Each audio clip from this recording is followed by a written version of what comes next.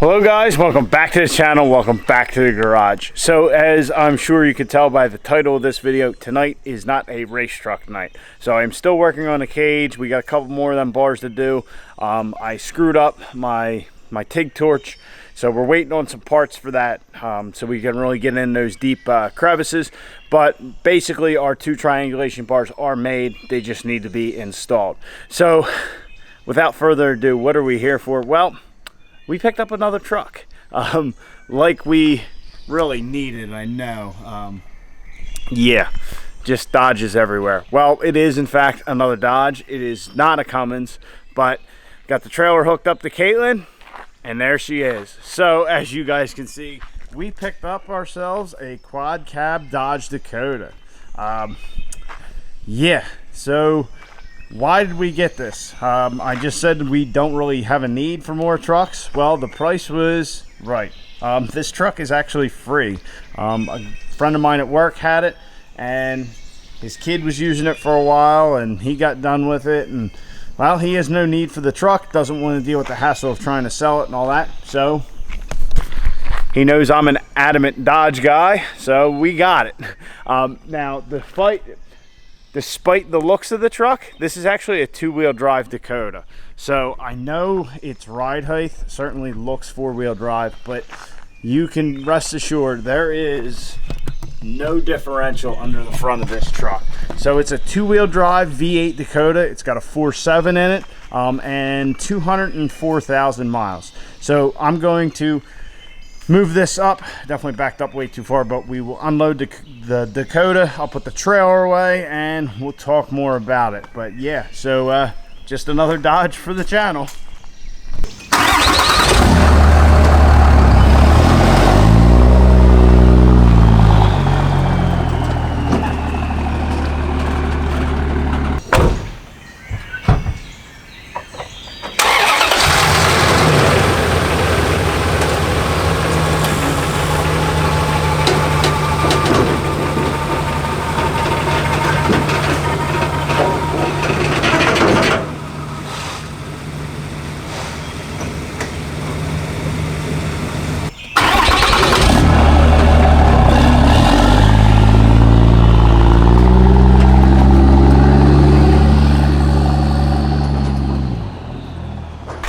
So here is our 2003 Dakota.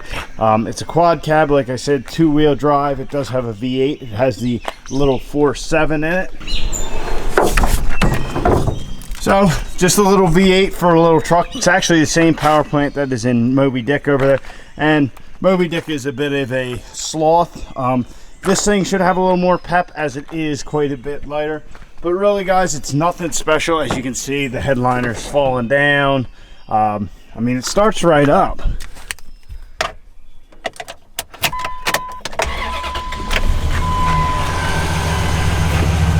So she starts right up, everything's good. It actually may need a water pump.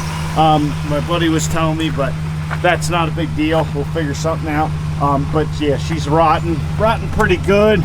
Fender flare could use a little love. Doesn't have much tread on the tires. The bed's full of crap. The bumper's rotten. Yeah, this thing's nothing special. We're all dented up here in a corner. Look at the bedside, just completely trashed. The whole passenger side is just, man, just that rust just attacked this thing. So anyway, guys, like I said, it was a free truck. It's pretty much the only reason, well, that is the only reason I got it. Guy was giving it to me. I figured, hey, why not? It'd be fun to screw around with. Plus, I always like to have a spare vehicle. Now, I say that when I have a couple over here, but the blue truck needs headers. They're completely rotted out, so it's not really good for driving back and forth to work. Moby Dick has been reliable thus far, but it's getting up in age, and I really don't run it other than in winter. So I'm going to try and get this thing tagged and get her on the road. Then when we go and get this mess all finally sorted out on Caitlin, we'll have a spare vehicle. I actually might run this back and forth to work. We'll see. But after that, after we get Caitlin back after that, it's going to be a free-for-all. So what I'm thinking, and I would like any ideas you guys have, since it is two-wheel drive, has a V8, Chrysler 9 1/4, which is the same as my blue truck Veronica. I know a lot about the platform, like I said, the rear specifically. So I'm thinking we'll take this thing to the track. We'll see what she runs. Oh, and I think it actually has an open rear in the back, which we can take care of. But anyway, like I was saying, take it to the track, see what it runs. I don't know, a 16, 17. It's going to be nothing impressive, that's for sure. But with the extensive knowledge I have of a Chrysler 9 1/4 from breaking the one in my blue truck, Veronica, multiple times, we can have some fun. So I think I actually have a set of 488 gears laying around here, so we can take it to the track with whatever's in it. 373s, 323s, whatever. I don't know what the gear set is, but we can run it and then throw the 488s in it and see what it does. And really, I'll figure it out as far as the math, whether that would make us run out of real estate.